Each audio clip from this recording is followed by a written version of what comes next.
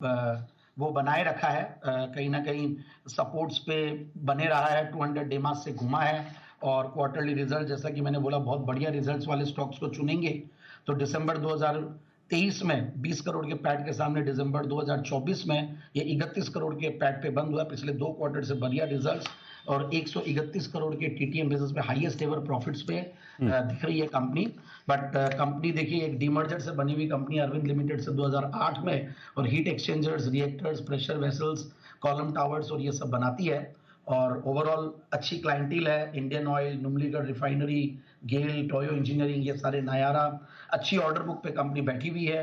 मतलब अगर हम टॉप लाइन के सामने देखें तो ऑर्डर बुक बहुत बढ़िया है। टॉप लाइन अगर मैं बोलूं तो 660 करोड़ की टॉप लाइन टीटीएम बेसिस पे है, उसके सामने पेंडिंग ऑर्डर बुक भी अच्छा खासा 800 करोड़ से ऊपर का है। तो मुझे लगता है कि स्टॉक में ध्यान दिया जा सकता है। और एक बार मैं पहले टारगेट्स बता देता हूँ। टारगेट्स है 3690, 3750 के टारगेट के लिए स्टॉक को स्टैगर्ड वे में बाय करें।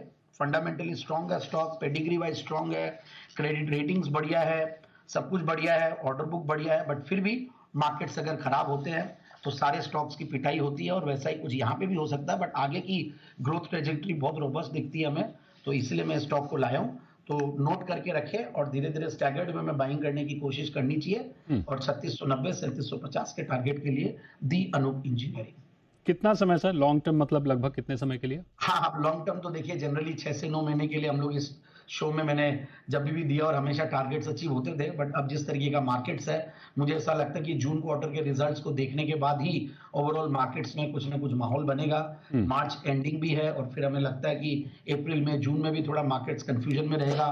टैरिफ वॉर चल ही रहा है, तो let's see how it goes like. But 6 से 9 महीना तो मिनिमम रखना ही है। और भी अगर इसको लॉन्ग टर्म के लिए दे समय तो कहीं कोई बुराई नहीं है। बिल्कुल मुझे ऐसा लगता है कि अपने टारगेट्स अचीव होने में सक्षम हो सकता है। ठीक है, और इस बीच हमारी पहली कॉलर जुड़ गई हैं, संतोष कोलकाता से। पूछिए अपना सवाल संतोष जी। सर मेरा नोवा एग्री और अडवाणी होटल लिया हुआ है, दोनों 77 का।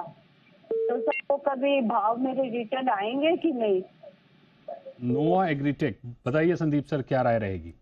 हाँ बिल्कुल, नोवा एग्रीटेक मैंने जैन साहब के जेम्स में भी रेकमेंड किया था और इस शो में भी मुझे शायद ये दूसरी या तीसरी बार क्वेश्चन मिल रहा है और बहुत जबरदस्त चला था। जहां से मैंने दिया था 55-60 के लेवल से दिया था और उसके बाद से 90 रुपए तक जाके वापस से करेक्ट हुआ और अपने 200 डेमास के नीचे ट्रेड कर रहा है। But at the same time ये एग्रीटेक वाले स्टॉक्स मुझे बढ़िया ही लगते हैं और क्वार्टरली रिजल्ट्स भी दिसंबर क्वार्टर के बढ़िया ही थे। बट मार्केट्स अगर खराब रहते हैं तो स्मॉल कैप, मिड कैप भी पिटाई हुई है उनकी और उसी तर्ज पे ये स्टॉक भी उस हिसाब से टूटा है। But overall I think we have to be cautious. बाकी इनको होल्ड करके ही रखना चाहिए, समय देना पड़ेगा। और दूसरा, अडवाणी होटल्स भी जिस तरीके के रिजल्ट्स की उम्मीद थी, हालांकि होटल स्टॉक्स में वी आर वेरी बुलिश और इनकी गोवा में एक बेहतरीन प्रॉपर्टी है। फंडामेंटल्स वाइज ठीक है, वैल्यूएशंस वाइज ठीक है, बट अच्छा खासा करेक्ट हुआ है। दिसंबर क्वार्टर का रिजल्ट बढ़िया था, 9 करोड़ के पैट के सामने 12 करोड़ का पैट था। बट फिर भी यही बोलूंगा कि समय देना पड़ेगा और होल्ड करके रखने में समझदारी है। एक और कॉलर हमारे साथ जुड़ गए हैं, संदीप सर आपकी ही नामा राशि के हैं, संदीप अजमेर से। संदीप जी पूछिए अपना सवाल। क्या बात है, संदीप जी भी है और राजस्थान से भी है। JSW infra, JSW infra buying है 290 जी।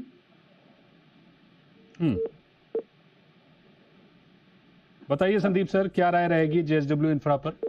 बिल्कुल, JSW तो वैसे ही JSW ग्रुप पे काफी भरोसा है मार्केट्स का और काफी अच्छा कर भी रहा है ये ग्रुप। और उसकी एक इंफ्रा कंपनी जो कि बेहतरीन पिछले कुछ सालों में गजब का इन्होंने लॉजिस्टिक्स में, स्टोरेज में, कार्गो हैंडलिंग में बड़ा काम कर रही है और one of the second largest port operator है इंडिया की।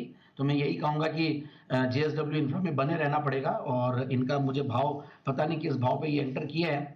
बट क्वार्टरली रिजल्ट जैसा कि दिसंबर का मैं देख रहा हूं तो बढ़िया रिजल्ट्स आए हैं। बट फिर भी यही है कि समय देना पड़ेगा और आज इनफैक्ट एक आउट परफॉर्मर रहा भी है। शायद मुझे ध्यान है जहां तक पिछले 1-2 दिन में अनिल जी ने भी स्टॉक को रेकमेंड किया और हमारे पैनल में भी कुछ पैनलिस्ट ने रेकमेंड किया हुआ है। स्टॉक अच्छा है, काफी करेक्ट हो गया तो लगता है कि सपोर्ट कहीं ना कहीं लेगा।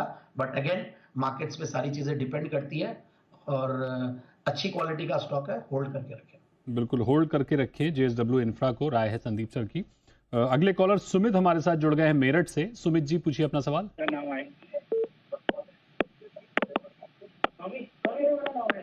सुमित जी, आपको आवाज आ रही है? जी सर, जी सर। प्लीज सवाल पूछिए अपना। सर मेरा कोचिंग शिपयार्ड में है सर, मेरी कोचिंग शिपयार्ड की बाइंग है 1410 की। सर 2 या 3 महीने का मेरा हुआ है। ओके, और बस कोचीन? जी सर। ओके, बताइए संदीप सर, क्या राय रहेगी कोचीन शिपयार्ड? हाँ बिल्कुल, इन्होंने वैसे तो देखिए एक अच्छे लेवल पे एंट्री ली है, क्योंकि ये स्टॉक हमने देखा कि 3000 के आसपास से अच्छा खासा करेक्ट हुआ और उसके बाद से ऑलमोस्ट इन्हीं लेवल्स पे बॉटम करके, और करीब बॉटम अगर मैं बोलूं तो वैसे तो काफी नीचे का है, बट ओवरऑल ये कंपनी अच्छी है, मुझे बढ़िया लगती है।